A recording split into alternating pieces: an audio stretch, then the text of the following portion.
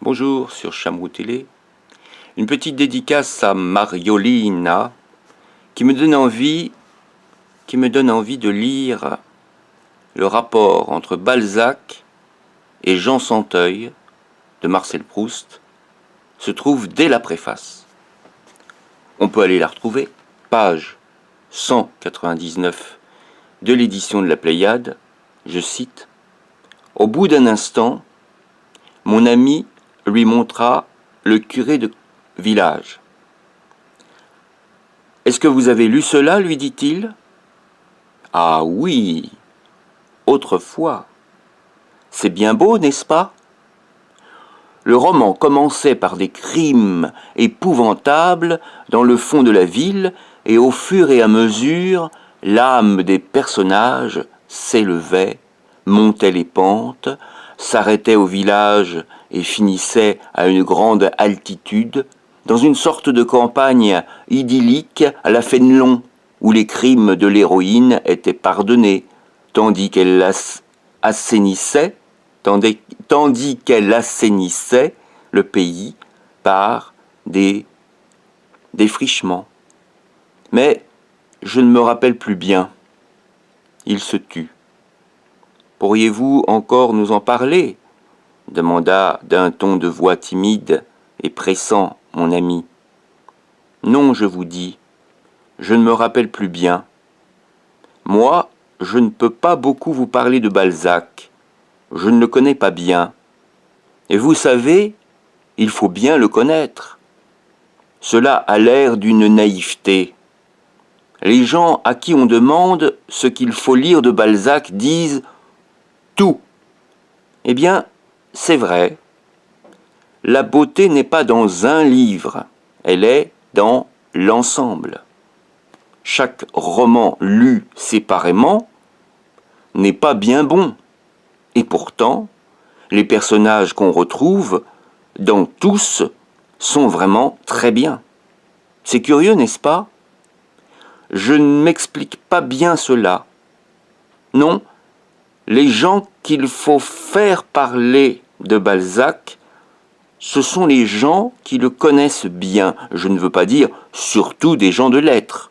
Non, plutôt toute une certaine génération, vous savez, des vieux préfets, des financiers un peu liseurs autrefois, quand ils avaient le temps, des militaires intelligents.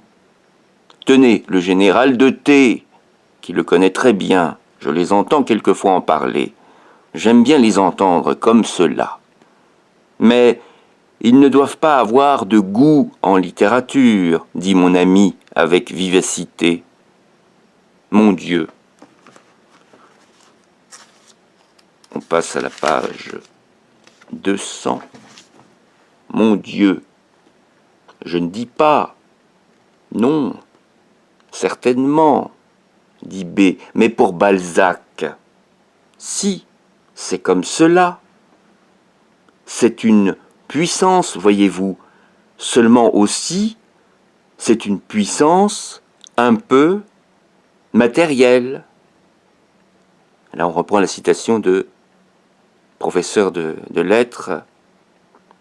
Hein, c'est une puissance un peu matérielle. On retrouve cette phrase citée par ma dédicace de tout à l'heure. Je ne me souviens plus du coup, voilà, je suis dans Proust. Donc page 200 toujours, donc c'est une puissance, voyez-vous, seulement aussi c'est une puissance un peu matérielle. Il plaît à plus de gens et jamais il ne plaira autant aux artistes. Mais vous savez qu'il l'aime bien tout de même. Et au fond, c'est bien curieux, car il semble que rien ne devrait nous sembler plus bas, car au fond, tout le temps, ce n'est pas par l'art que cela nous prend. C'est un plaisir qui n'est vraiment pas très pur. Il essaye de nous prendre, comme la vie, par un tas de mauvaises choses, et il lui reste. L'autre était, est-ce que je ne voyais plus depuis plusieurs années, cet ami même avec lequel j'avais été en Bretagne, vint chez moi. C est mourant, me dit-il. Il a quelque chose à nous dire. Il a envoyé chercher et a demandé que tu viennes avec moi. C'est à Saint-Cloud. L'interne qui le soigne est en bas. Nous apprîmes en route que C mourait d'une phtisie galopante qui lui laissait toute sa connaissance. Il ne se faisait pas sur son état ni illusion ni chagrin. Nous arrivâmes dans une petite maison dont les fenêtres ouvertes donnaient sur un jardin. Et donc, comme j'ai eu l'occasion de feuilleter Facebook, puisque Facebook se feuillette comme un livre, et bien là, je reviens vers le titre exact, Mariolina Bongiovanni Bertini, sur Facebook, tout simplement. Et je vais déposer cette petite vidéo en ce matin du 23 novembre 2017, en passant.